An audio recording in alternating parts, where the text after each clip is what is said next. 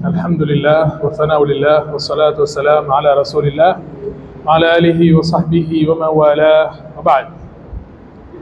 Leo tuingia bai'a.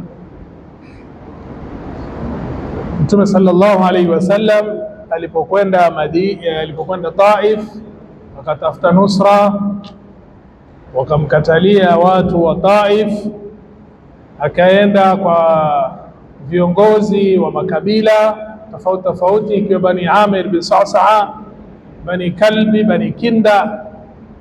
Wengi walimkatalia Mtume sallallahu alaihi wasallam. Bani Amir bin Sa'sa'a wakamwambia Mtume, je, hilo jambo litakuwa kwetu baada yako? Yani hukumu itakuwa kwetu baada yako? Mtume sallallahu alaihi wasallam akamwambia, al-amru biyadillah, hili liko mikononi mwa Mwenyezi Mungu Subhanahu wa Ta'ala. Kwa Mtume sallallahu alaihi wasallam akiwa katika marhala ya pili ya da'wa yake, akawa ni mwenye kwenda kwa viongozi wa makabila akiwaomba nusra, na hiyo ndio inaitwa talabun nusra. Mtume sallallahu alaihi wasallam anawaomba wamnusuru, wamhami, ili aweze kutabikisha dini ya Mwenyezi Mungu Subhanahu wa Ta'ala. Kwa hiyo katika kuzungumza na mahujaji waliokuwa wakija mji wa Makka, Mtume sallallahu akazungumza na watu 6 kutoka Madina, na hawa kama tulivyoeleza wiki iliyopita, wakawa ni wenye kusema hakika huyu ndiye mtume ambao Mayahudi walikuwa wakiahidi ya kwamba watamkubali mtume huyo na watatutoa sisi katika mji kupitia mtume huyo. Kwa hivyo msikubali Mayahudi kuwatangulia nyinyi. Wakamkubali Mtume sallallahu alaihi wasallam. Ilikuwa ni mwaka wa 11 baada ya bi'tha, baada ya mtume kutumilizwa. Mwaka uliofuata, mwaka wa 12 kutoka kutumilizwa Mtume sallallahu alaihi wasallam, wakaja watu 12 katika mji wa Makka. Watu 10 kutoka Khazraj na watu 2 kutoka Aus. Hawa 10, 5 walikuwa katika ule mkutano wa mwanzo aliokutana nao Mtume sallallahu alaihi wasallam. Wakaja watu 12, ikiwa miongoni mwao ni Muadh bin al-Harith, Dhakwan bin Abdul Qais, Ubada bin Samit, Yazid bin Thalaba, Al-Abbas bin Ubada, na wawili katika Ausi ni Al-Haytham bin Tahyan na Uwaym bin Sa'ida. Hawa wakakusanyika pamoja na Mtume sallallahu alaihi wasallam katika jabali linaloitwa Aqaba. Mtume sallallahu alaihi wasallam akawafundisha kuhusu Uislamu, kisha akawaambia, na hii ndio bai'a inaitwa bai'atun nisa. Mtume sallallahu alaihi wasallam akaambia, ta'alau bai'uni, njooni mnipatie bai'a. Si bai'a ya nubuwa, kwa sababu tayari washakubali ni mtume, washaingia katika Uislamu, mpaka mtume ikawa anafundisha kuhusu Uislamu. Lakini hii ilikuwa ni bai'a ya hukmi, Mtume sallallahu alaihi wasallam kuwa kiongozi atakayehukumu mji wa Madina.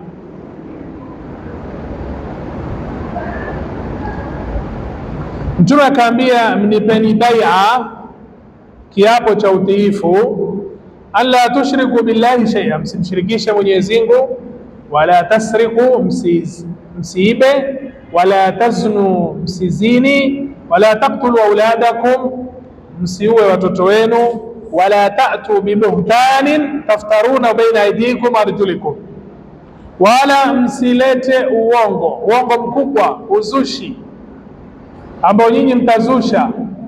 Na hii ni kuhusu wanawake ambao wanazulia wanaume na kuwanasibisha na watoto ambao si wao. wala ta'suni fi ma'rufin, msiniasi katika jema lolote. Faman waffa minkum fa ajruhu ala Allah, atakatekeleza haya malipo yake mbele ya Mwenyezi Mungu.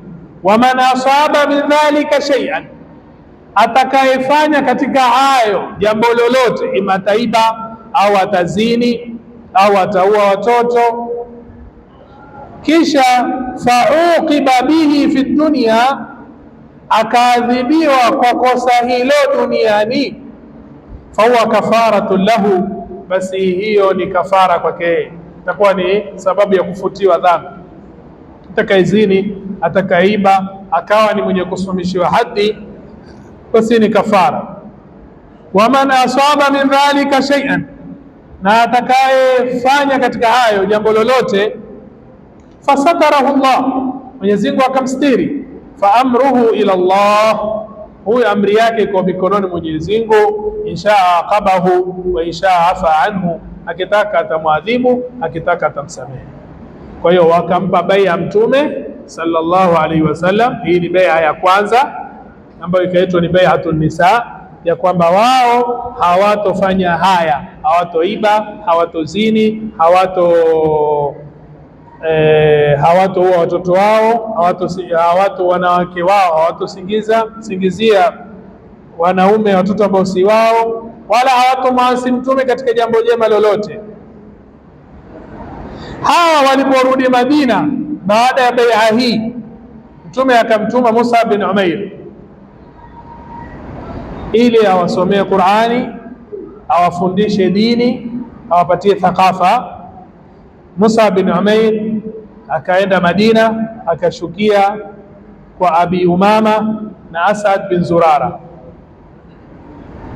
wanashita fi nashri alislam, wakawa na nishati katika kueneza Uislamu, wakaanza kufanya da'wa, wakaanza kwenda door to door, mmoja baada ya mmoja, wanafuata watu, wanawalingania katika Uislamu.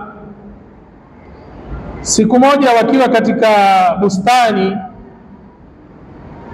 mmoja wanafanya dawa, kiongozi miongoni mwa viongozi wa Aus ambao ni Saad bin Muadh. Tufahamu Saad bin Muadh ni katika wale waliomnusuru Mtume sallam na wakanusuru da'wa ya Uislamu. Mtume sallam asema Saad bin Muadh, ihtazza arshu rrahmani limauti Saad bin Muadh, arshi ya Mwenyezi Mungu ilitingishika kwa kufa Saad bin Muadh. Wajua alikaa miaka mingapi katika Uislamu? Miaka 6 peke yake. Umri wa Saad bin Muadh katika Uislamu ni miaka 6, lakini kazi aliyoifanya katika Uislamu ni kazi kubwa. Mpaka kufa kwake arshi ya Mwenyezi Mungu Subhanahu wa Ta'ala ilitingishika, nayo ni kunusuru dini ya Mwenyezi Mungu na kumnusuru Mtume sallallahu alaihi wasallam. Huyo ndio Saad bin Muadh. Sasa Saad bin Muadh kabla hajasilimu, amwambia mtoto wa ammi yake Usaid bin Hudayr, nenda kwa hawa watu wawili, akikusudia kina Mus'ab na Asad bin Zurara. Nenda kwa watu hawa wawili ambao wamekuja katika mji wetu wakiwafanyia usafihi madhaifu wetu, wakiwatia ujinga wale madhaifu watu wetu duni, wakemee. Usaid akachukua mkuki wake akaenda kwa Asad bin Zurara na Mus'ab bin Umair. Asad bin Zurara alipomuona Usaid anakuja, akamwambia Mus'ab, hadha sayyidu qaumihi, huyu ni bwana watu wake, qad jaaka fastaqillaha fi, huyu bwana anakujia huyu, basi mpige da'wa ya kisawasawa huyu, kwa sababu wakisilimu ana athari kubwa katika jamaa zake.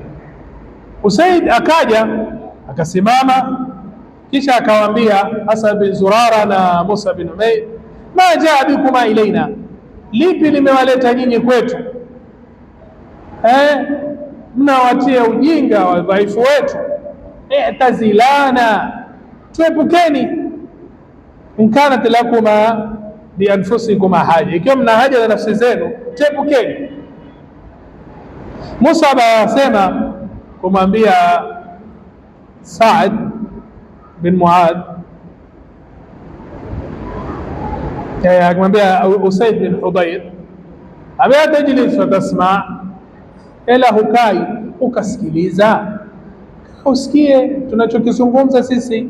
Ikiwa utaridhia utalikubali hili tunalolisema, ikiwa hulitaki, ikiwa ni jambo ambalo walichukia tutakuepusha nalo.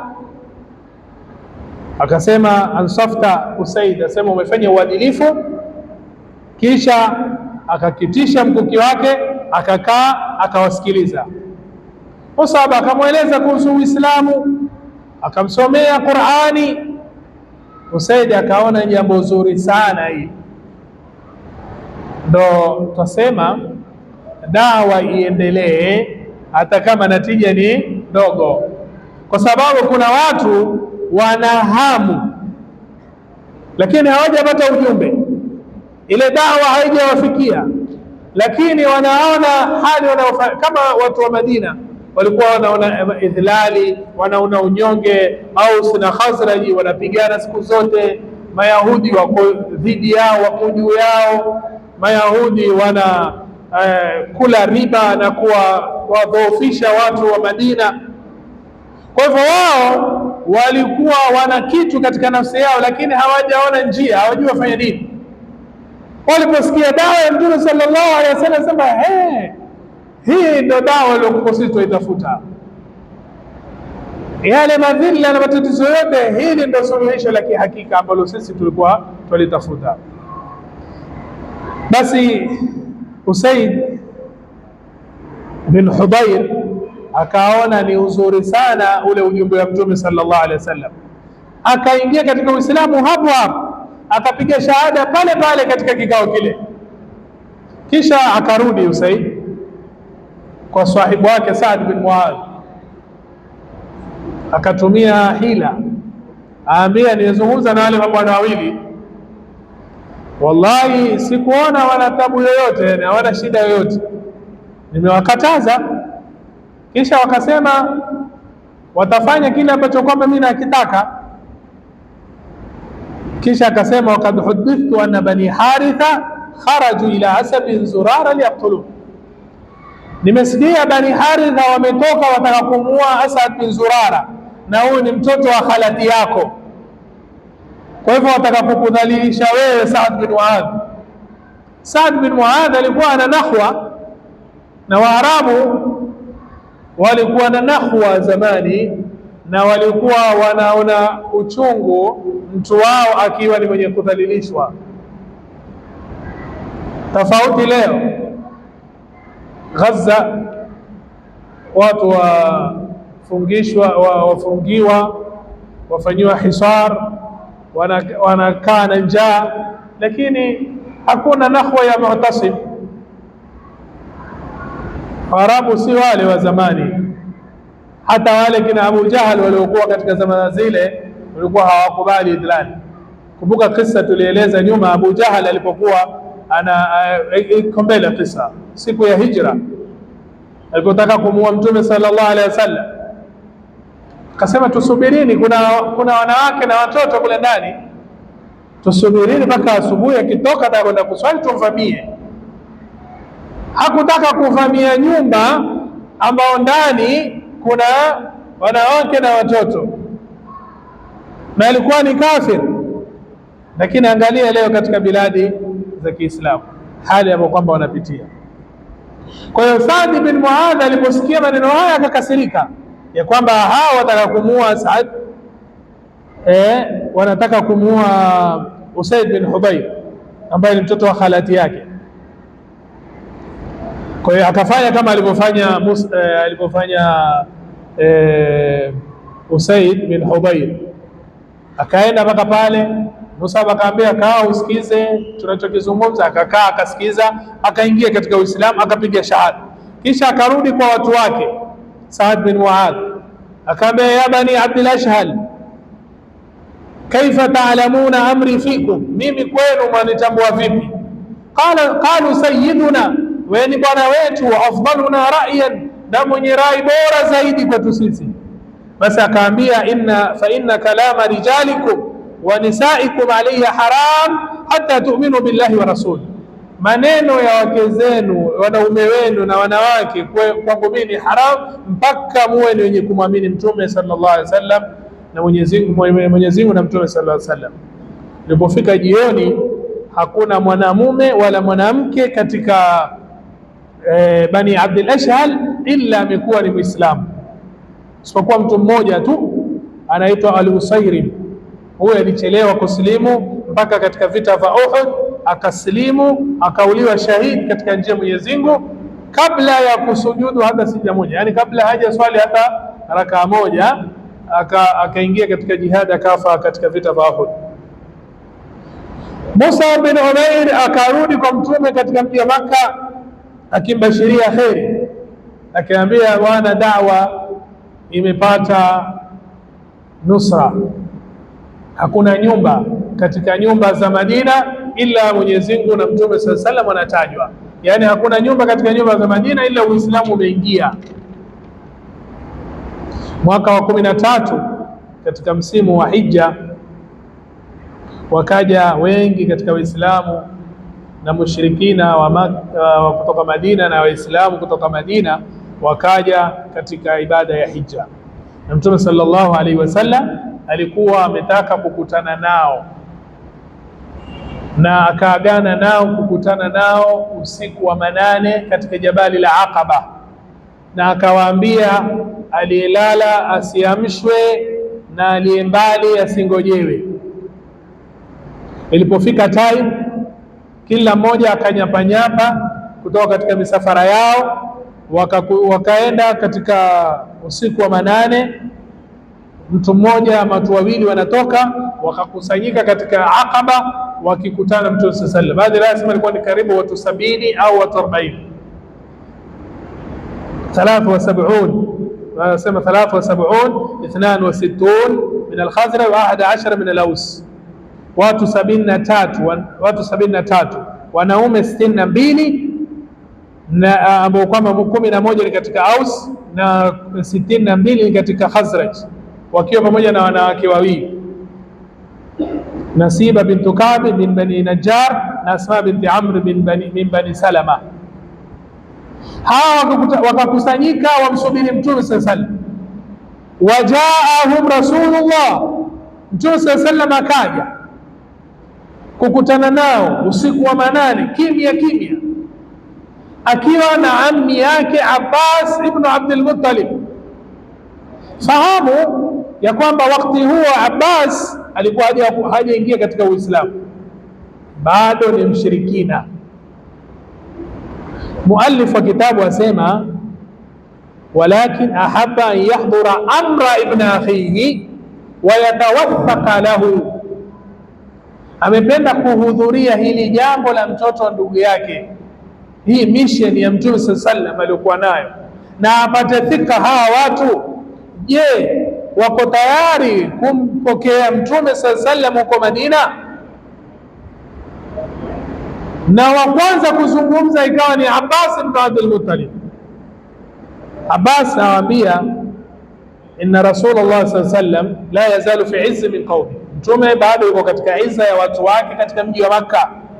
Wa mana'atin fi baladihi, ana himaya katika mji wake wa Makka. Fa in kuntum tarawna annakum wafuna law bima da'awtumuhu ilayhi, ikiwa nyinyi mtatekeleza hili mnalomuitia, lakum nusuru na kumhami, wa mani'uhu mimman khalafa, mtazuia wale ambao Mtume amekhalifiana nao wasimdhuru Mtume sallallahu alaihi wasallam. Fa antum ma tahammaltum min dhalik, nyinyi na kile mlichojibebesha. Wa illa, ikiwa hamwezi, fa min alana fada'uhu, mwacheni hivi sasa, sisi watu wake katika mji wa Makka tutamhami. Sisi Bani Hashim kama walivyomhami katika shida ya Abi Talib miaka 3, na watu wa mji wa Makka sisi tutamhami. Al-Bara bin Ma'rur akasema nuridu alwafaa wasidqa wa badla alarwah duna rasulillah sallallahu alaihi wasallam. Sisi tunachokitaka ni utekelezaji wa ahadi, ni ukweli katika utekelezaji wa ahadi, na tuko tayari kutoa roho zetu kumhami Mtume sallallahu alaihi wasallam. Fatakallam ya Rasulullah, Mtume zungumza, fakhudh li nafsika wa li rabbika ma ahbabta, kile unachokitaka kwa Mola wako na kwa ajili ya nafsi yako chukua, katika ahadi na katika mawathiq. Mtume sallallahu akazungumza, kisha akasoma na Qur'ani, akalingania kwa Allah, akawahimiza na kuwafanya waweze kupapatikia Uislamu. Kisha akaweka sharti, jambo la kwanza, yaabudu wahda, waabudu Mwenyezi Mungu peke yake wala wasimshirikishe. Pili, akaweka sharti juu ya nafsi yake, wakaambia tukupe bai'a juu ya jambo gani Mtume? Akaambia sam'i wa ta'a, munisikilize na munitii, fi nashati wal kasali, mkiwa wachangamfu na mkiwa mna uvivu, katika hali zote mnisikilize na munitii. Wa ala nafaqa, mutoe mali zenu, fil usri wal yusri, katika uzito na uwepesi, na munipe bai'a juu ya amri bil ma'ruf. Bai'a ni kiapo cha utiifu, utiifu juu ya kuamrisha mema na kukataza mabaya. Wa an taqumu fillah, musimame kwa ajili ya Mwenyezi Mungu. La ta'khudhukum fillahi lawmata laim, yani msiogope lawama mwenye kulaumu yoyote. Nyinyi mmesimama na dini ya Mwenyezi Mungu, mmesimama na mtume wa Mwenyezi Mungu, nyinyi mnasimama na Mwenyezi Mungu, msiogope lawama. Kisha wala tansuruni idha qadimtu ilaykum, mninusuru nikija kwenu huko Madina. Watamnauni mimma tamnauna anfusakum wa azwajakum, mnihifadhi kama mnavyohifadhi wake zenu na nafsi zenu na wake zenu na watoto wenu. Wala kumul janna, mtapata pepo. Katika riwaya kutoka kwa Ubada asema bayanahu alla nunazi al-amra ahlahu, tumempa bai'a Mtume tusishindane na wale anayekuwa katika uongozi, yani tusishindane na Mtume sallallahu alaihi wasallam katika masala ya uongozi. Al-Bara bin Ma'rur akamshika mkono Mtume sallallahu alaihi wasallam, akaambia naam, walladhi ba'athaka bilhaq, tuapa na yule aliyekutumiliza kwa haki, la namna annaka mimma namna anhu uzrana, sisi tutakulinda na tutakuhifadhi kama vile tunavyolinda na kuhifadhi wake zetu na watoto wetu. Fabayina, tupe bai'a Mtume. Fanahnu wallahi abna'ul harbi, wallahi sisi ni watoto wapiganaji vita. Wa ahlul halaqa, sawa sisi ni watu wa silaha. Warithnaha kabiran an kabir, tumerithi kwa mababu na mababu. Abul Haytham bin Tayyihan akamkatiza mazungumzo al-Bara bin Ma'rur akisema, ya Rasulullah, Mtume Mwenyezi Mungu, inna bainana wa baina ar-rijali hibala, sisi na Mayahudi tuna mikataba. Wa inna qati'uha, na sisi tunakata mikataba sasa na Mayahudi. Fahal asaita in nahnu fa'alna dhalika thumma adharaka Allah an tarji ila qaumika wa tad'ana, je, yawezekana Mtume sisi tukifanya hayo, tukakulinda tukakuhifadhi, kisha Mungu akakupa ushindi, urudi kwa watu wako tuache sisi? Mtume akatabasamu, kisha akaambia, bali damu damu wal hadmu al hadmu, ana minkum wa antum minni, uharibu man harabtum wa usalimu man salamtum. Mtume akatabasamu akaambia, damu ni kwa damu na aliyevunja atavunjiwa. Mimi ni katika nyinyi na nyinyi ni katika mimi. Nitapiga vita yule mtakayepiga vita nyinyi, na nitampa amani yule ambaye nyinyi mtampa amani. Katika hali hii ya mazungumzo ya kuweza kutoa maamuzi makali juu ya masala ya bai'a, kuonyesha seriousness katika hii bai'a, Al-Abbas bin Ubada bin Nadala akasimama akawaambia watu wa Madina, Aus na Khazraj, Ansari, hal tadruna ala ma tubai'una hadha ar-rajul, nyinyi mwajua mwampa bai'a huyo mtu juu ya jambo gani? Nyinyi mwampa bai'a, hili ni jambo adhim, serious. Tubai'una ala harbi al-ahmar wal aswad, mnampa bai'a kupigana na mwekundu na mweusi minan nas, katika watu. Fa in kuntum tarawna annakum idha nukihat amwalukum musiba, ikiwa nyinyi mwaona mali zenu zikiwa zitaangamia mtakuwa ni musiba kwenu nyinyi. Wa ashrafukum qatla, mabwana wenu watauawa, wakiwa watauliwa mabwana wenu masharifu wale. Aslamtumuhu, mtamsalimisha kwa maadui kwa sababu ya kukosa mali na mabwana wakauliwa. Basi asema famin al'an, mwacheni hivi sasa, haina haja ya kwenda naye Madina. Fa inna khizyu dunya wal akhirah, mkifanya hivyo ni khizaa ya dunia na akhirah. Wa in kuntum tarawna annakum wafuna ala nakati al-amwali wa qatl al-ashraf, ikiwa nyinyi mwaona mtatekeleza hata kama watu wenu watauawa, mali zenu mtazikosa, fakhudhuhu, basi mchukueni huyo mtume. Fa huwa wallahi khairu dunya wal akhirah, wallahi itakuwa ni khairi ya dunia na akhirah. Wakasema fa inna nakhudhuhu, sisi tutamchukua mtume, ala musibati al-amwali, kukosa mali misiba, wakati al-ashrafi, mabwana wakiuawa. Fama lana bidhalika ya Rasulullah, tukifanya hayo tutapata nini ewe mtume Mwenyezi Mungu? Qala aljanna, tumeambia mtapata pepo. Basi wakaambia ubsut yadaka, kunjua mkono wako. Mtume akakunjua mkono, wakasimama wakampa bai'a. Asad bin Zurara akamshika mtume mkono, akaambia taratibuni ya ahla Yathrib, sisi hatukupiga ngamia, yani maini ya ngamia safari kuja huku, na ila sisi tunajua huyu ni mtume Mwenyezi Mungu Subhanahu wa Ta'ala, na kumtoa huyu hapa leo na kwenda naye Madina ni mufaraqatul arabi kafa, ni kufarikiana na Waarabu wote, ni kutangaza vita na dunia kama leo, yani kutangaza nusra. Wa qatlu khiyarikum, wabora wenu watauawa. Wa antaubakum as-suyuf, mapanga yatawauma. Ikiwa nyinyi mtasubiri sawa, ikiwa nyinyi mna hofu juu ya nafsi zenu, basi mwacheni. Hiyo ni udhuru bora mbele ya Mwenyezi Mungu kuliko kumchukua. Wakamwambia ya As'ad, ondoa mkono wako wewe.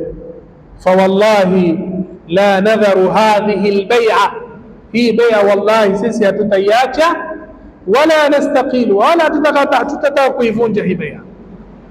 Faqamu ilayhi rajulan bai'u, wakasimama mmoja baada ya mwingine wakimpa bai'a mtume sallallahu alayhi wasallam. Yasemekana Asad bin Zurara ndo wa kwanza kumbai'a, wengine wakasema ni Abu al-Haytham, baadhi ya riwaya wakasema ni al-Bara bin Ma'ruf na wale wanawake wawili pia wakampa bai'a mtume. Mtume akachagua manaqibu 12 wawakilishi kwa watu wao. Baada ya bai'a, mtume akaambia toeni manaqibu 12 ambao hao watakuwa ni wasimamizi na watakuwa ni wakilishi juu ya masuhulia ya watu wao. Wakatoa watu 9 katika Khazraji na 3 katika Aus. Alipochaguliwa Mtume sallallahu alaihi wasallam akaambia, antum ala qaumikum bima fihim kufala, nyinyi kwa watu wenu ni kufala, yani ni wenye kuwanusuru na kuwasimamia, kakafalati alhawariyina li Isa bin Maryam, kama vile alhawariyina maansari wa Nabii Isa walivyomnusuru Nabii Isa alayhi salam. Wa ana kafilun ala qaumi, na mimi ni kafil juu ya watu wangu. Qalu na'am. Hii ikawa ndo bai'atu al-aqaba athani. Hii inaitwa maulama wa sira wanasema ni bai'atu al-harbi, ni bai'a ya vita. Hawa walikuwa tayari kumnusuru Mtume sallallahu alayhi wasallam, na Mtume sallallahu alayhi wasallam atoke mji wa Makka aende Madina. Kwa hiyo leo ukisoma katika sira ukasikia Mtume sallallahu alayhi wasallam ametoka Makka akaenda Madina, akapokewa na matari, watu wakiimba tala al-badru alaina, si kitu cha kushtukizia tu, wala Mtume sallallahu alaihi wasallam hakuwa ni mkimbizi, bali kulikuwa na harakati na mikakati ilikuwa ishapita ya nusra. Mtume sallallahu alaihi wasallam alipata watu wakasilimu, wakakubali Uislamu, wakakubali fikra yake, wakawa wako tayari kufa kwa ajili ya Uislamu na dini ya Mwenyezi Mungu Subhanahu wa Ta'ala. Mtume sallallahu alaihi wasallam alipojua uhakika wao, akawataka kuwaona ili apate bai'a kutoka kwao, kiapo cha utiifu. Ndivyo hii ikapita bai'a ya Aqaba ya pili, na hii ilikuwa ni bai'a muhimu sana katika maisha ya Mtume sallallahu alaihi wasallam, iliyoweza kubadilisha historia. Ilipotimia bai'a na watu wakawa sasa wanafumukana, mmoja katika mashayatin akawa ni mwenye kugundua, akapiga ukelele, ya la Hashim, watu wa majumbani huko, je, mtamfikia Muhammad na Subaa wale ambao kwamba wameacha dini wakafuata dini ya Mtume Muhammad sallallahu alaihi wasallam, wamekusanyika juu ya kuwapiga nyinyi vita. Mtume sallallahu alaihi wasallam anasema, wallahi adu wallah la atafaraghanna lak. Mtume sallallahu alaihi wasallam, adu wallah, wewe nitakutengea muda kupambana na wewe. Kisha akawaamrisha kila mmoja aondoke, wakatoka wakarudi kila mmoja katika misafara yao. Asubuhi ilipofika, Makuraish wakaenda katika mahema yale ya watu wa Madina wa Yathriba ili kusomesha hoja, lakini wale mushrikina walikuwa hana habari. Ilikuwa jambo limefanywa ukasiri usiku wa manane, wakaambia sisi hatukutoka, sisi hatuna habari yoyote. Hizo ni habari za uzushi, na Waislamu wakapiga kimya, na mushrikina waliokuwa na watu wa Madina wakakanusha. Makuraish wakaona hizi ni habari za urongo, kama sema hapo watu wa Tanzania ni pumba tupu hizi, wakaachana nazo. Lakini baada ya muda wakapata kweli Mtume sallallahu alaihi wasallam amepewa bai'a na watu wa Madina. Wale fursan na wale wenye farasi wakaenda mbio katika kuwatafuta watu wa Yathriba, lakini wengine walikuwa washakimbia. Wakampata Saad bin Ubada na Mundhir bin Amri. Mundhir akakimbia, Saad bin Ubada wakamshika, lakini baadaye akaja akakombolewa na Mut'im bin Adi.